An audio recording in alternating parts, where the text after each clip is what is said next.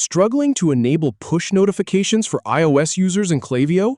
Learn the exact settings path to get them live in under 3 minutes. This walkthrough covers the profile menu, the iOS enable step, and the 4 Apple credential fields you need to provide. Click your profile in the lower left. Then, from that menu, go ahead and click on Settings. In Settings, select the Push Notifications tab. Look for iOS. Click Enable next to iOS.